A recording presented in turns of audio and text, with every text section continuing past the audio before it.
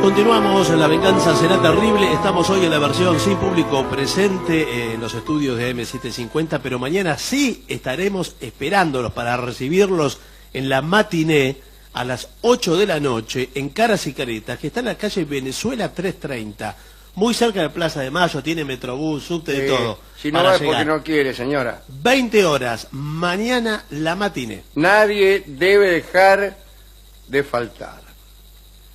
Hablaremos hoy de un amigo de este programa que es Coleridge, Samuel Taylor Coleridge, que nació en Inglaterra, allá por el lado de Devonshire, en 1772.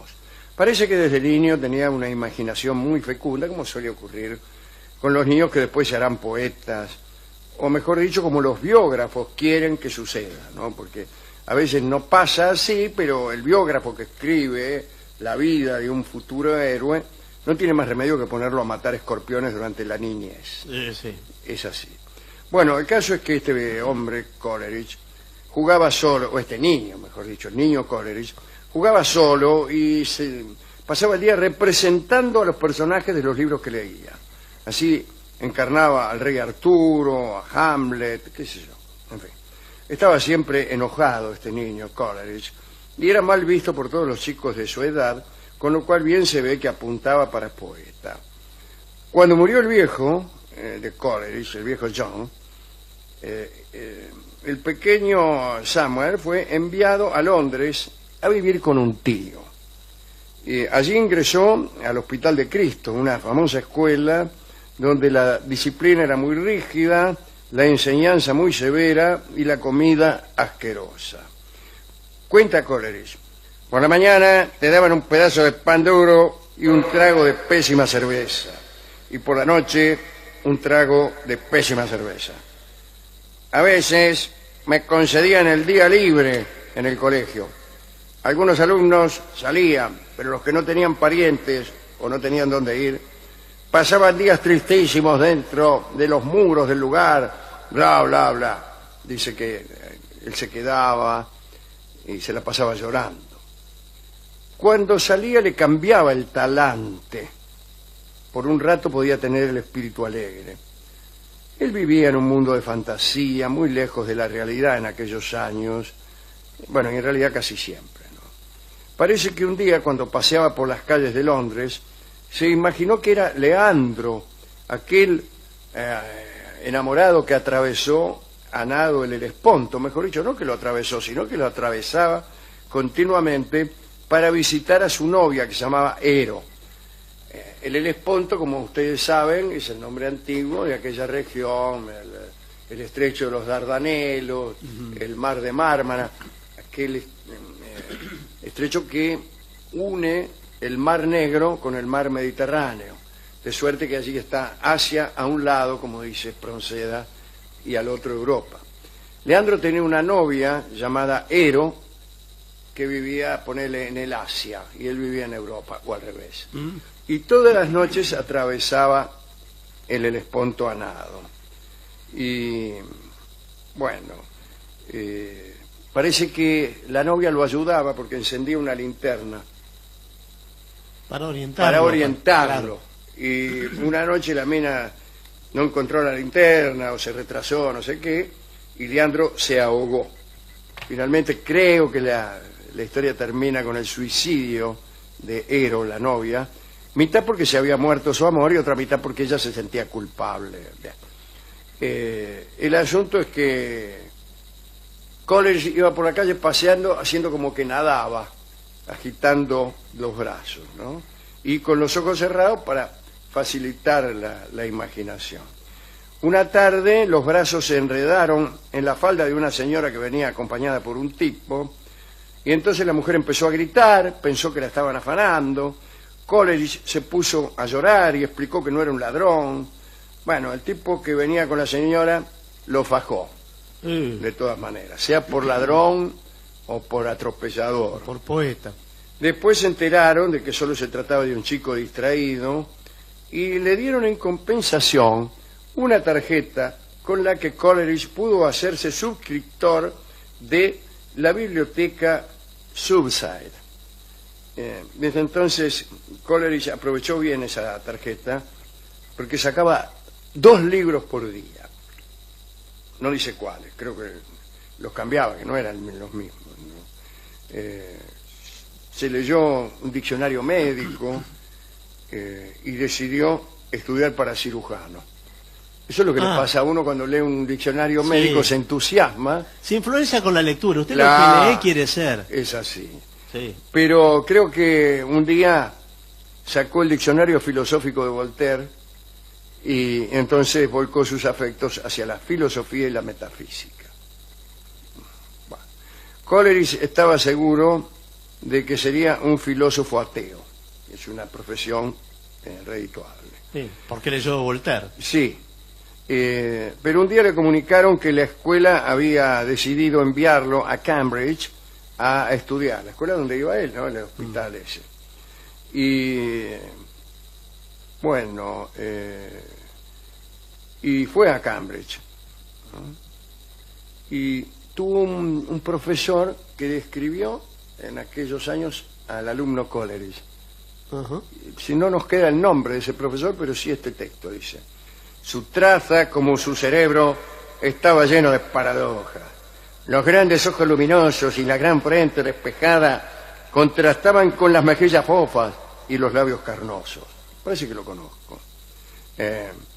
Llevaba los calzones desabrochados en la rodilla. Bueno, esta frase puede desorientar al oyente contemporáneo. ¿Cómo llevaba los calzones desabrochados en las rodillas? Sobre todo en la rodilla. Claro, uno piensa, llevaba los calzones desabrochados y por las rodillas, pero no se llamaban calzones a los que hoy llamamos calzones, sino una especie de pantalón que iba hasta debajo de la rodilla y allí tenía unos botones. Bien. Sigue el profesor, dice: llevaba los tacones de los zapatos siempre desgastados y enlodados. Y así termina, por suerte, la cita de este profesor, cuyo nombre desconocemos con toda justicia. El caso es que en Cambridge las cosas estaban duras para los estudiantes. Comenzaba la Revolución Francesa y los profesores tenían orden de oponerse a quien enarbolara aquellas banderas. Una vez parece que sometieron a juicio a un estudiante por sostener doctrinas revolucionarias. Durante el alegato de la defensa que alguien hacía de ese estudiante, se oyó el aplauso de uno de los alumnos. Era Coleridge, que había aplaudido el alegato de la defensa del joven acusado de revolucionario.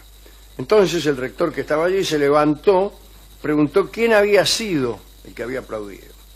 E incluso señaló con el dedo a uno que estaba al lado de Coleridge, que casualmente, mire lo que son las tragedias de la vida, era manco este chico. Y le contestó al rector: ojalá hubiera podido, señor. Pero qué puntería también. Y entonces Coleridge, avergonzado por este incidente, levantó la mano y dijo que había sido él. Lo suspendieron por un semestre. ¿Un semestre? Sí, que es casi como decir que lo suspendieron por 6 meses. Sí. O sea, casi medio año le dieron. Sí. Para aclarar esta situación conveniente. Sí. Me faltan las semanas, contar las semanas. De todos modos, en la universidad no duró mucho Coleridge. Y esta historia es extraordinaria. Le habían dado una pieza, una habitación en Cambridge, y por ahí golpean la puerta. ¿Quién es? Un decorador. ¿Un decorador? El decorador, sí, soy el decorador de la universidad. ¿Y quién llama a un decorador? ¿Tiene un decorador la universidad? Eso pensó Coleridge. Dice, qué suerte. Y se vino el tipo y le dijo: bueno, vengo a ver cómo quiere que la decoremos.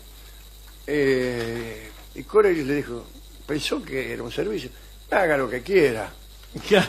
Y el tipo agarró y decoró la habitación como si fuera la habitación de un rey, ¿no? Y entonces enseguida se enteró Coleridge de que eso no era gratis y dijo que no podía pagarlo, o mejor dicho, ni siquiera llegó a decir eso, porque lo que hizo fue huir de Cambridge. Se alistó en el cuerpo de dragones bajo el nombre supuesto, para que no lo descubrieran, y resultó ser el jinete más torpe del regimiento, tampoco sabía limpiar las armas, pero contaba las mejores historias. Todo el tiempo sabía contar, contaba cuentos que inventaba y a los demás les encantaban esas historias. Así que un compañero que tenía influencia en la universidad reconoció ese talento e hizo todos los trámites para que lo aceptaran de nuevo en Cambridge y arregló incluso las cuentas con el decorador.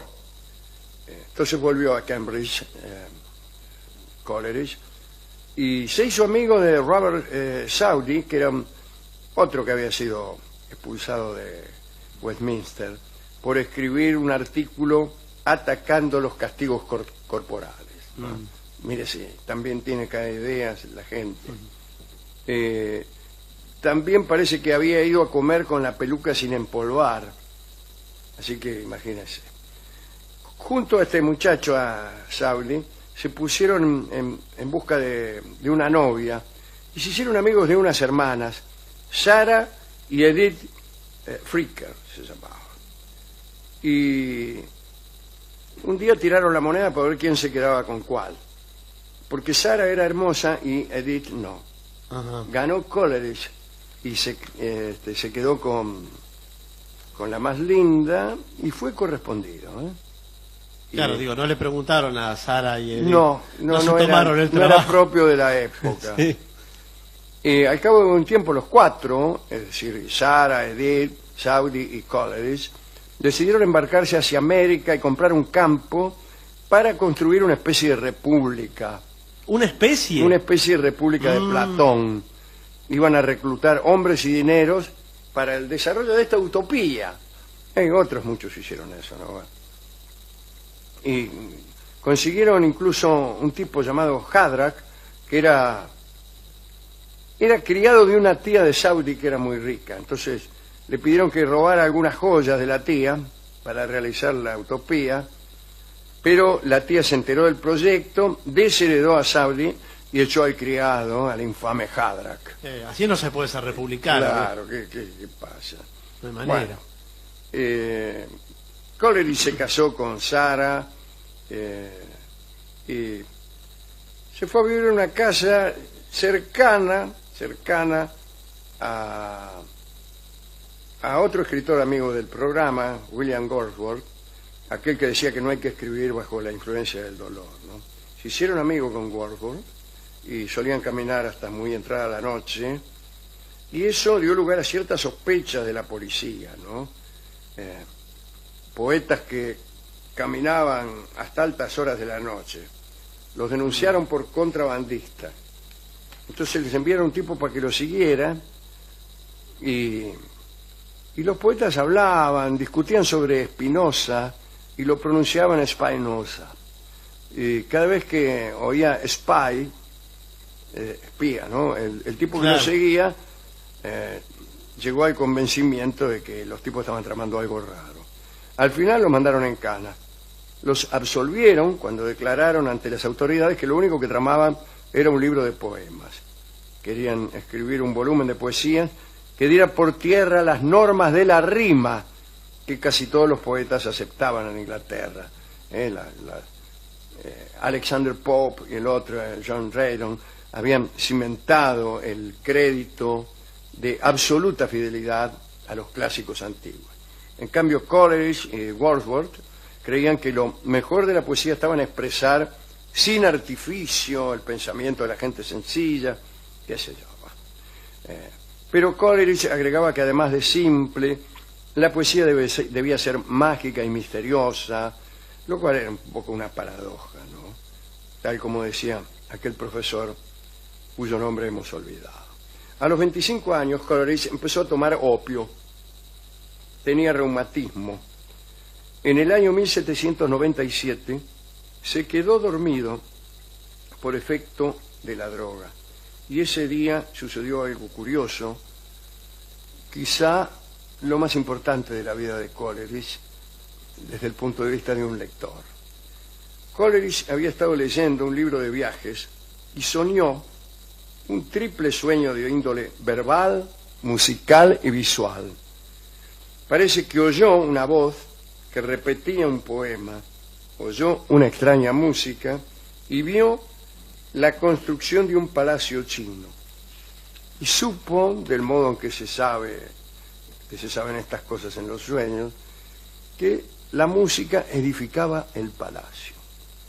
Y que este palacio que se construía era el palacio de Kublai Khan, el emperador que protegió a Marco Polo, el emperador de la China, que no era chino en realidad, porque venía de Mongolia. Coleridge recordó el poema al levantarse y empezó a escribirlo. Pero lo interrumpieron. Vino un tipo, le golpeó la puerta. Coleridge iba por el verso número 50 y pico, salió a atender y después nunca logró recordar el final. Borges dice que estos versos que se rescataron son, por sus imágenes y su delicada cadencia, de las páginas inmortales de la literatura. Años después de la muerte de Coleridge, se supo que el emperador Kublai Khan había edificado ese palacio, efectivamente, según un plano que le había sido revelado en un sueño. Este dato nunca lo supo Coleridge.